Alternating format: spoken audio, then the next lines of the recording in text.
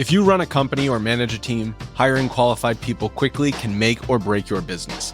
Imagine a position of need going unfilled for weeks or even months because you just can't seem to find the right candidate. When it comes to hiring, Indeed is all you need. Stop struggling to get your job post seen on other job sites. Indeed sponsored jobs help you stand out and hire fast. With sponsored jobs, your post jumps to the top of the page for your relevant candidates so you can reach the people you want faster. This makes a huge difference. According to Indeed data, sponsored jobs posted directly on Indeed have 45% more applications than non-sponsored jobs. Plus, there's no monthly subscriptions, no long-term contracts. You only pay for results on your job post. Just in the last minute that I've been talking to you, 23 hires were made on Indeed, according to Indeed data worldwide. Now that is fast. There's no need to wait any longer. Speed up your hiring right now with Indeed. Listeners will get a $75 sponsored job credit to get your jobs more visibility at Indeed.com/BWN. Go to Indeed.com/BWN right now to support this podcast. Indeed.com/BWN. Terms and conditions apply.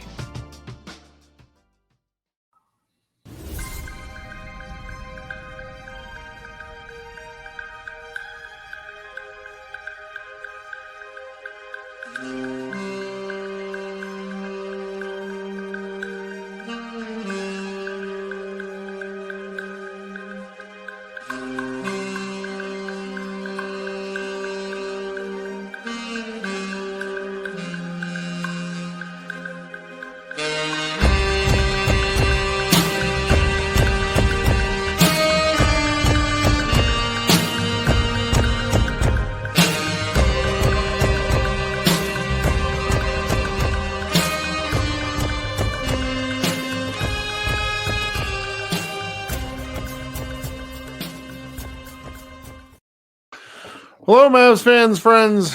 Welcome to Pod Maverick. I'm Kirk Henderson. Tonight, I'm joined by Mavs Moneyball contributor David Trink. David, how you doing, buddy?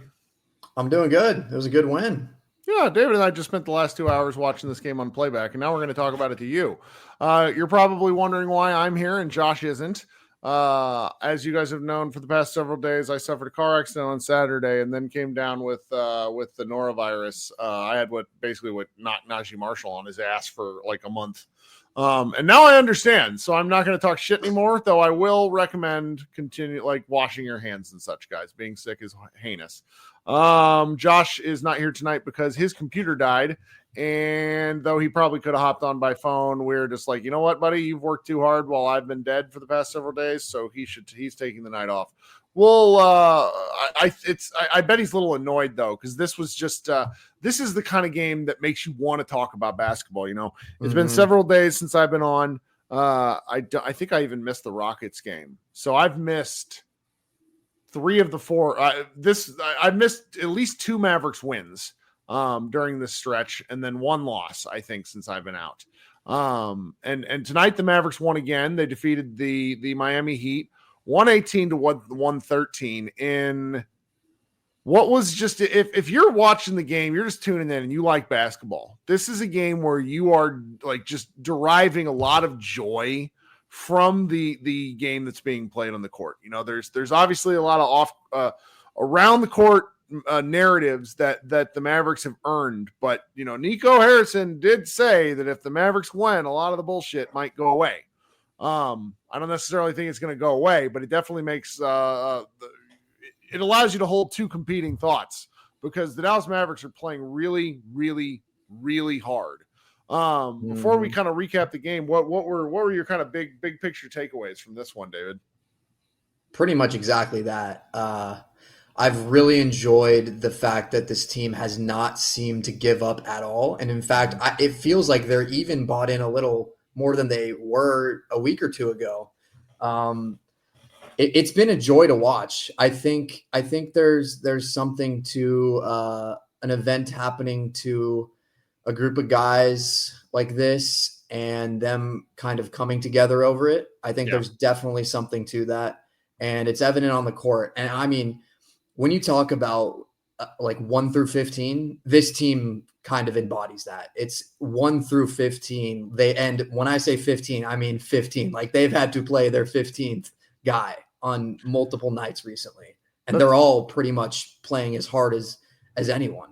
And that's a really good place to start. So for those of you who've been watching the NBA for a long time, I could be getting some of my details wrong, so I apologize in advance if I'm wrong, but you've been able to roster 15 guys for a very long time. However, for the longest time, the NBA only let 13 guys dress. Now, because of the two-way contracts, you can have up to 17 guys in a given night. So the Mavericks right now, tonight, of their 17 of like potential guys, the guys that are under contract, and then they're two-way players because they're allowed to bring two-way players along for any given game if they want, even though they have 3. Tonight, the Mavericks were without. Let's just go through and see if we can name them without looking at the injury report. Obviously, you're without Anthony Davis. Obviously, Derek Lively, PJ Washington, who's ruled out with an ankle sprain. Dwight Powell, who I occasionally seem to forget is on the team now. Kyrie Irving was a late scratch. Klay Thompson was a late scratch. They were both kind of questionable. Who else was out tonight? I'm just it just keeps going. Now I am at 8. I think there were 8 guys out tonight. So now I'm actually going to pull up the final injury report because now I'm just like amused with myself that this was the way. I think that was it actually. Just to make sure here. So then we ended Daniel Gafford obviously out with his horrible injury, and then Caleb Martin, who he's out, but we've yet I don't really associate him yet with the Mavericks because he hasn't played a minute. Yeah. Dante Exum was available late after missing last night's game. And so it's basically Dante Exum and whatever remaining Mavericks you could think of, Max Christie, kind of go through the list. The starting lineup was really funny with Omax being, the center again. I tweeted some assholeish. I tweeted an assholeish photo replying to the Mavericks starting lineup with all the Dr. Pepper imitators. And I was like, what happened to the game that I love? And then they came out and they played a great game. It was pretty wild because you had 8. Let's see here. They only had 9 guys that were available, and every single guy played some minutes. Kyler Kelly, the other two-way guy, only played 3 minutes, but heck, he scored 4 points. And then everyone else really kind of had to gut out the rest of the game, even if they weren't necessarily feeling their best. And it's pretty funny too because Dave and I are watching this game together, and the first quarter was dog shit. It was really bad basketball where it was we thought this was going to be an 85-85 game where each team, Miami finished 22-21. And we're just oh God, this is going to be awful. And then something happened in the second quarter where the basketball gods came alive and we just ended up having sort of it kind of felt like I don't want to be insulting here, but it had the flow of an open court run where just everybody's playing really hard, but there's the defense just doesn't work. Yeah. Yeah. I mean, there was some both coaches said something after the first quarter because that first quarter was that first quarter looked like they were playing a couple G Leaguers and a couple two-way guys. And then honestly, the Mavericks looked like an NBA team for the rest of the game for the most part. Yep. And, I think it's earlier, heading in here, I probably would have said, oh, they were led by so-and-so. And then you start looking at the box score and you start remembering how they were playing. And really just about every Maverick had a moment of shine tonight that was really impressive. I mean, Dante Exum is the efficiency expert for this game, a crisp 11 of 13 from the floor in 24 minutes. To go along with a cornucopia of other stats, just really out here hooping for a guy who had an Achilles soreness issue last night. It was really fun watching him play. I have sort of long wondered. I think he got into a bit of a kind of a vortex in the playoffs last year where his confidence went to shit. But I held, going back to the beginning of the season, that I thought he was the kind of guard who, if he was healthy, was going to help the Luka Doncic Mavericks. And now that Luka's not with the team anymore, getting these moments to sort of run the team, he just looks really good. I don't know how it competes against a top 5 in a conference kind of team. The Heat are a little bit of a struggle bus, but and just trying to make it to All-Star break, this is the kind of performance that you just love to see from a guy who hasn't been able to play much due to injury this year.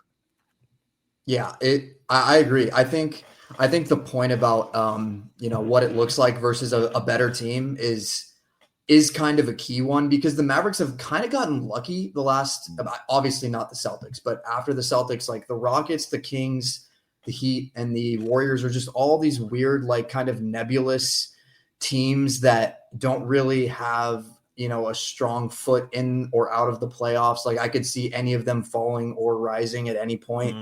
And like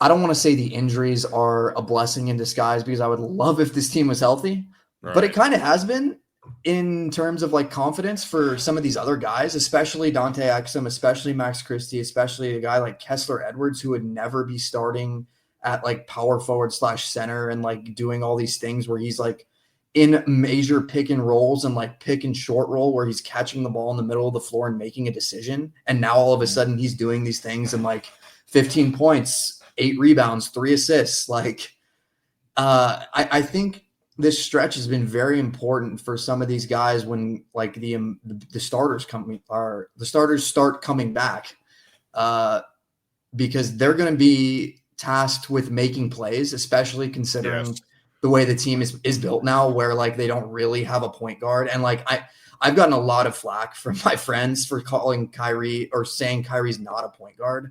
Kyrie is not a point guard, especially in the playoffs. You don't want him to be your point guard. You want him to be your like executor of an offense in a way where he is the primary guy, but it's not like he's orchestrating the offense.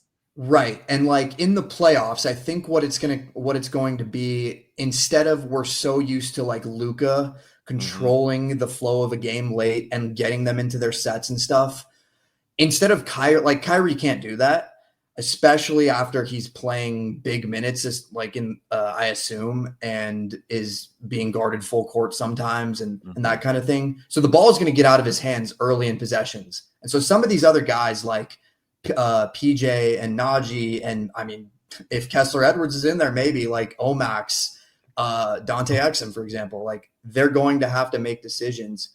And I mean, like Omax didn't have an assist, but Kessler Edwards 3 assists, Dinwiddie 6 assists, Dante Exum 4 assists, Max Christie 5 assists, Najee Marshall 4 assists. Like Brandon Williams and Jaden Hardy both had 3 assists. Like 28 assists on 46 made field goals is pretty good. I mean, like the flow of the offense has looked night and day to a couple. Well, and I'll be salty about this till the end of my days. Luka went down on Christmas. They didn't run this offense until Luka was traded, and I'm just like, what were we doing? And I'm nearly talking about a point that I wanted to get to in terms of like the Mavericks, where the fact that they're entering, I want to circle back to this, but the fact that they're entering All-Star break up 4 games over 500 is really, really impressive. And who else helped lead them to that tonight was once again our quiet folk hero, Max Christie, playing 39 minutes. He kept that 15-point streak to start. Like, I don't know if you guys caught that in the first quarter. There are a certain number of players who, let's see here, I wrote it down here. It was Kyrie Irving with 34 straight games of 15 plus points or more, Monta Ellis, Jamal Mashburn, and then Max Christie to start his tenure as a Maverick with this number of many games in a row with 15 points. And, he scored 7 in the first quarter and then really didn't score much again until the fourth. But he finished with 19 points, 5 rebounds, 5 assists, 3 steals, and a block. He did have a couple of hilarious turnovers where it's just like you could tell his like just, I don't want to say like mistakes, but it's just a little too much dip on the chip every now and again. But when nobody else is playing, who cares? Like you want that kind of you want that little bit of zhuzh, like the reps. Yeah, because it's and the Lakers. This is my I follow a lot of Lakers people, always have, and like they're quietly like just obviously they're thrilled to have Luka, but they're a game like last night when they got slaughtered by the Jazz, like the little things that Max Christie brings to the floor every time he steps out there is something that they're sorely missing. And he's just, I've not had a chance to talk about him because I've not been on the show. And I keep tweeting about this. Like, he's the guy that I'm going to show my kid tape of. He just makes a difference in almost every play. And I really enjoy watching him. And it's going to be, I'm going to start to need to get more specific with my praise, because otherwise I'm hitting like the generic praise zone where it's like, oh, this guy's awesome because he's scoring points. And I'm just like, he's everywhere all the time. And I really enjoy it. I think one of the key reasons that he's so like important on the margins is he boxes out really well, especially against bigger guys. And like some of the rebounds he was maybe not getting himself, but preventing like Kel'el Ware, who's a big dude, from getting tonight. Like that stuff, that's residual. Like I saw Jaden Hardy box out Kel'el Ware in the fourth quarter, and I was like, would he be doing this if like Max Christie wasn't setting the tone early? It's a great point, because a lot of basketball, anybody that's played can speak to this. The ball has energy. When your teammates are playing hard, you want to play hard. There's something to that. I think that's a good observation. You did give me an opening here. I do want to talk about Kel'el Ware. In the first half, that dude looked like a world eater. And in the second half, he looked like a rookie big man who'd never seen basketball before. What a weird half, or what a weird game for him. Yeah, and I want to jump off of that point and say that I think the Mavericks, like Kel'el Ware had 17 tonight, and I have the other box scores recently pulled up. Like Şengün had 30, but Sabonis had 16. Quentin Post, who's a 7-footer, kind of had 5 points. I just felt like when they needed to, the Mavericks have had like really good kind of collective team defense on these big men when their big men haven't been playing. Just maybe not, so much limiting them completely from getting dunks and stuff, but they're like fronting the post and like on the backside, stepping in front of passes when they're trying to get on the ball. I thought they've done a really good job about that. And I kind of showed in the second half, like Kel'el Ware was basically a non-factor in the second half of the third quarter and the fourth quarter. And then he was completely out of it. And he had that weird turnover where he just like tried to do a handoff or something. And then the Mavs just took the ball. Yeah. Well, I think there's something to the fact of just how hard the Mavericks are playing eventually sort of, humbled. No, that's not right. It pushed him into a shell where he looked like he did not respond to their activity. And that was very surprising. All right, we're about halfway through. I'm going to take a minute. I bet dollars to donuts. Josh Bowe didn't do any live reads while I was here. Josh, if you're listening to this tomorrow, don't make fun of me. It's okay. Live reads are my deal. So, guys, one of the things that I have been touting on this show for several weeks now, probably going on 6 or 8 weeks now, is a company that we're partnering with called Body Spec. There's a link in the show notes, and what Body Spec provides is something called a DEXA scan. It is a full body scan that really can help give you a lot of information at a very affordable price as to what's going on inside your body. I'm in my 40s now.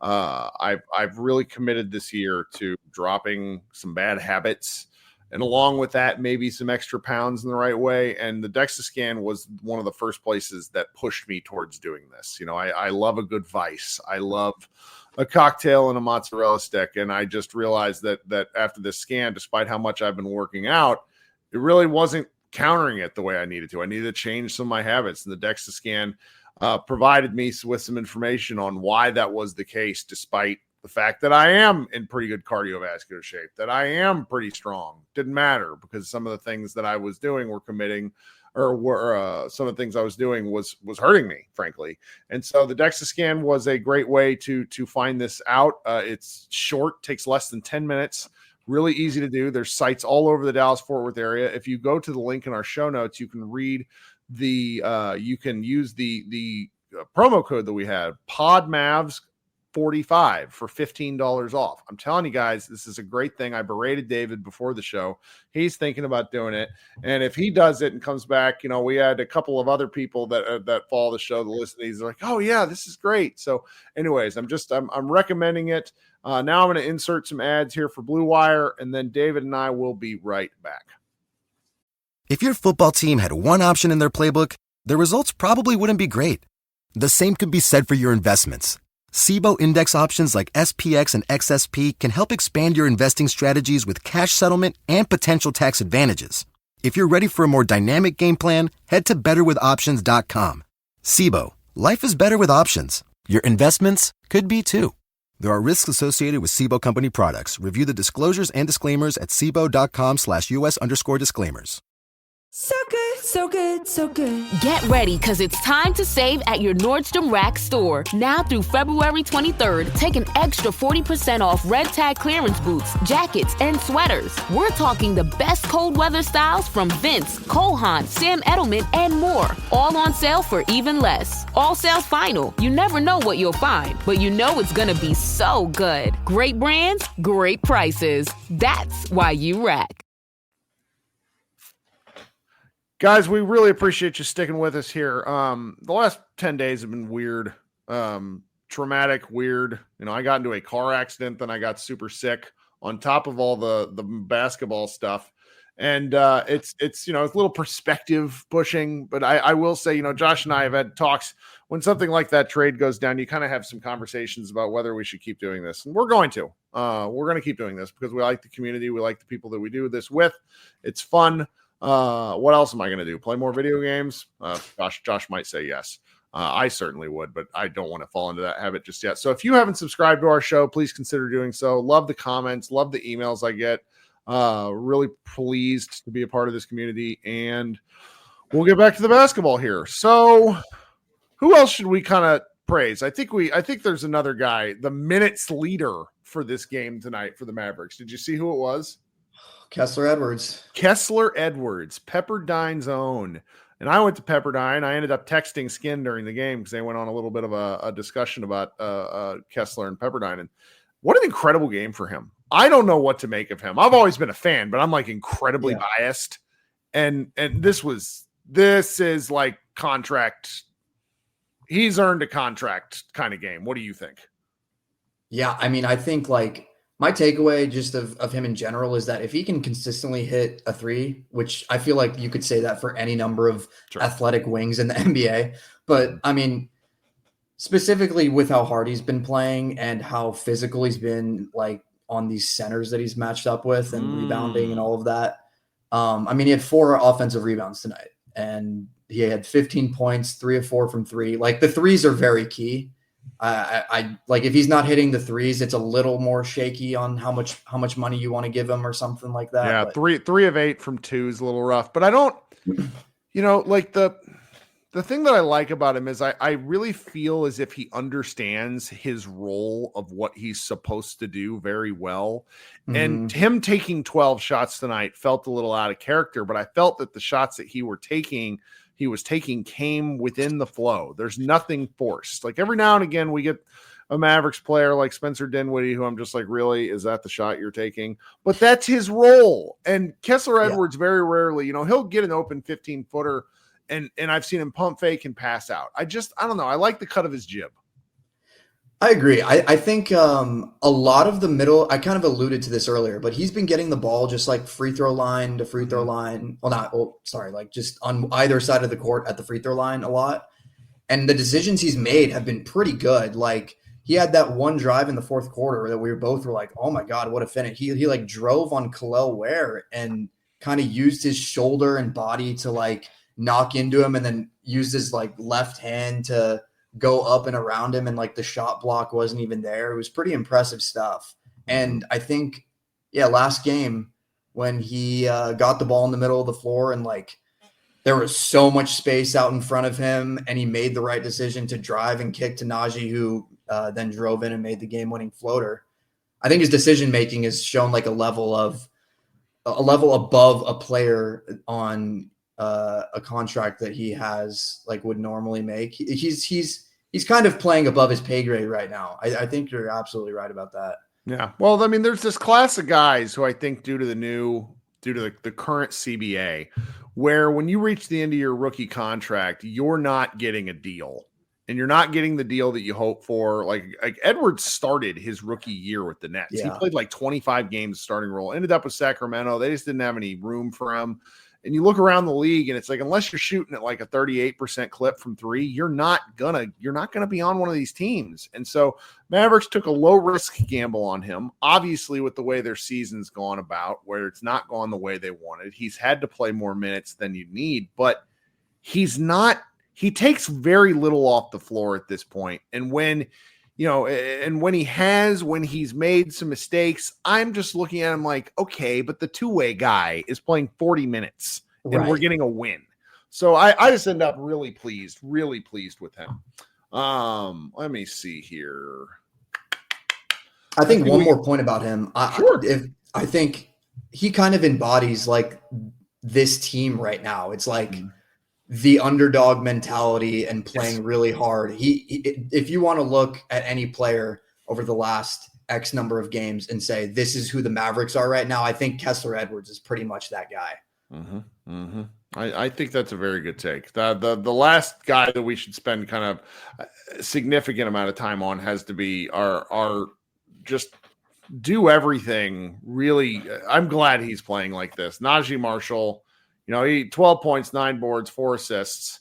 He's been such a complete player for the Mavericks, where he's kind of the special sauce that brings the Maverick burger together in a way that I find really enjoyable, because when he's probing towards the basket, there's a confidence in watching him move that I don't really have with any other Maverick that's not named Kyrie Irving at the moment. Like, as much as I enjoy Max Christie's still figuring elements of his game out, and Najee's just a damn smooth, where it's like, okay, there's that right-handed floater again. Oh, it's a catch and shoot corner three. This is great.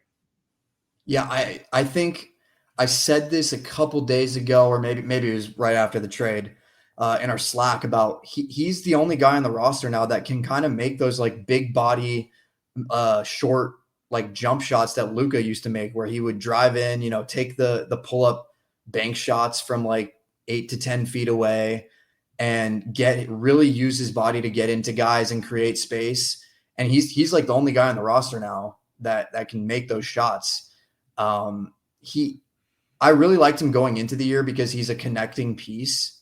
And now he's kind of like become more than a connecting piece. He's kind of like, in some situations, the center of the offensive engine. Like, he can make everything happen like on the floor. You can throw the ball to him in the middle of the floor. He can make a play. He can start the offense. He can finish the offense.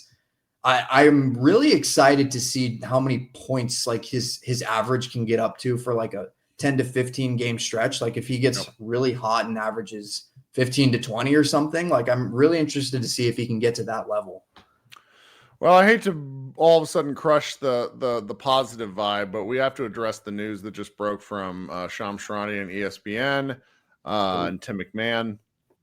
Dallas Mavericks center Daniel Gafford has sustained a grade 3 right MCL sprain and will miss at least 6 weeks, sources tell me and ESPN McMahon.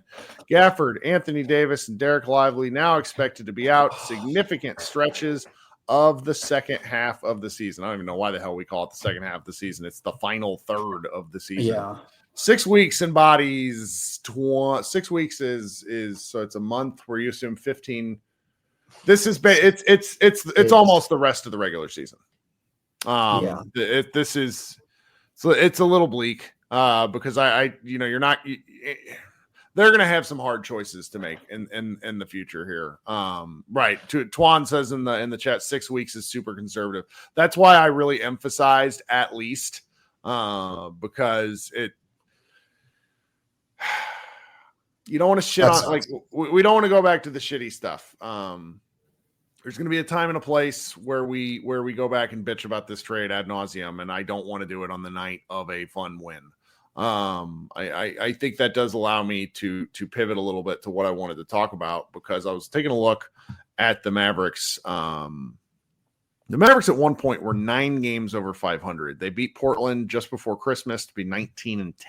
Okay. Mm-hmm. They're rolling in to All-Star break 30-26, which I don't really feel like doing any math, but they basically won 11 games and dropped 15 games over that point.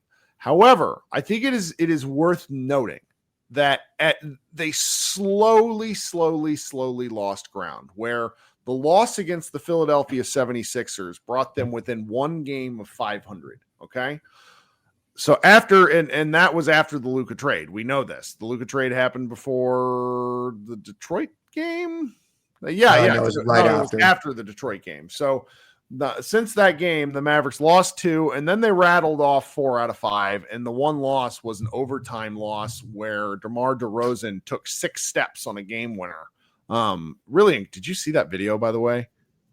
Which one? Somebody did an analysis of DeMar DeRozan's game winner, and it's like you watch how many steps he takes, and it's like, how did they not call it? I didn't see that. So anyway, it was really bad. So, you're looking at where they were and just how close it got to the brink. It's uncomfortable.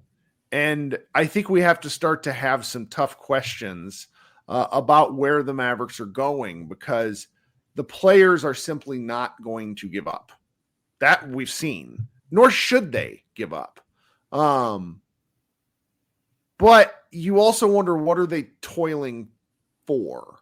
Because one of the things about how they're playing right now, it's online, Saeed. Check Shams Charania's Twitter feed. It's why I started reading Shams Charania's Twitter feed to you. The way the Mavericks are playing now has no bearing on the way they want to play. Like, that's what's really funny. They want to play huge, where the smallest player on the floor is Kyrie and the second smallest player on the floor is Klay Thompson. So that's, and right now, the tallest player on the floor is 1 inch taller than Klay Thompson. So it's like, and that's not to criticize. It's just the vision that they have for the team has absolutely nothing to do with the way they're going to battle the rest of the season. So I sort of wonder, in my just weird place right now, at what point do they look at this and go, is it worth pushing? Is it worth? And I think the answer will be, if Kyrie gets too nickel and dime, they're going to have to answer some questions. Like, the players aren't going to give up. Like, look what happens when you set X number of guys tonight. They still go out and win a game. But, like, I don't want to say, like, what's the point of getting to the playoffs if you're going to all of a sudden play very different by the time you get there. I don't get it. Not that I don't get it. It's just, it's like, I'm feeling like I'm trying to, like, battle with the sense of positivity that I'm feeling right now after winning 4 or 5 and loving just how hard they play, with sort of like the existential despair that comes with, like, well, what is the point of all this? Yeah. I'm there too. I think to your point about when would they shut the season down? Well, I think there's 2 things. One, like you said, I don't know if they can, because it seems like it doesn't matter how, like, they would have to sign guys off. Like, I would have to get a 10-day for them to start losing games at this point. It seems like I don't think that anyone on the floor will be playing any less hard at any point in the season. And the other point to that is, I think they only, so the first part is, I think they only shut it down if they start losing a lot of games. And then I think they only start losing a lot of games if Kyrie Irving gets hurt for an extended period of time. And, he's playing 40 minutes a game. It's not an unlikely thing. He's had a lot of injuries in the past. And, but yeah, it's, they're going to remain in purgatory for at least the next 3 to 4 weeks. And by purgatory, I mean, are these wins worth it versus do we want to try to fulfill this potential lottery pick that we may have this year? I mean, some of this may suss itself out if they go on, like, a losing streak. Yeah. And it's not really something that, like, the players ever talk about. It's like you just, I'm sort of looking at it and going, man, just what a terrible, terrible, terrible injury season. I can't. Yeah. And I think the way that the team is seen, like, the fans respond to the way they're playing, I feel like their attitude for the rest of the year will basically just be play as hard as we can. It doesn't matter, what kind of strategy stuff we'll have to adjust to if we get to the playoffs, but let's just try to win games. inspire the fans to root for the team again, and then worry about the playoff stuff when we get there. Yeah. No, and that sort of may work itself out. I mean, let's just go take a look at the Western Conference before we get out of Dodge here. The 5th seed Lakers are 32-20. They are 11 games back from the Oklahoma City Thunder. The 6th seed Clippers are 30-23. They're 13.5 games back. The Minnesota Timberwolves, are they still playing? Ooh, Utah and Clippers are tied. That's not really important to this conversation. Maybe. So maybe they slide or maybe they gain a game. Minnesota's 31-25. Dallas is 30-26. Sacramento's 28-27. Golden State's 28-27. Like there's a morass here where all of a sudden you can be 11th, or with a decent win streak, all of a sudden you could be 5th. Yeah. And I'm really fascinated as to where the Mavericks end up. I mean, this little stretch right here, like even if the Mavericks had gone 500, or if, they went 3-2 or 2-3, I don't think we necessarily feel any different about how they're playing. Do you? No.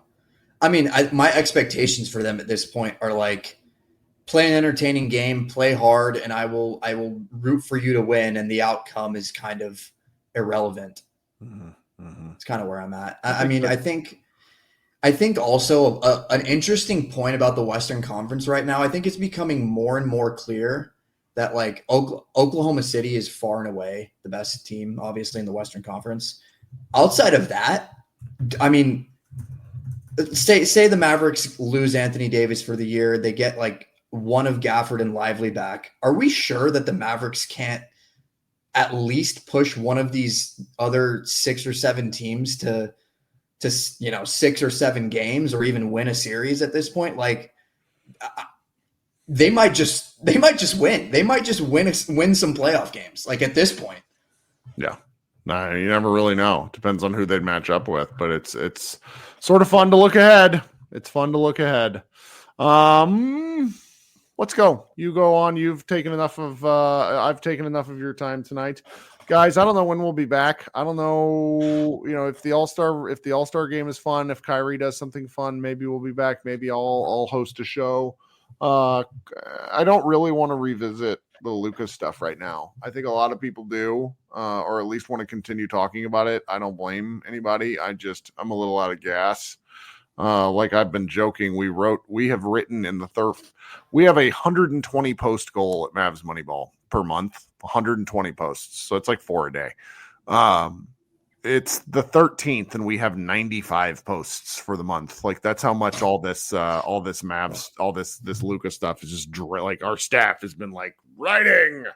So we're here.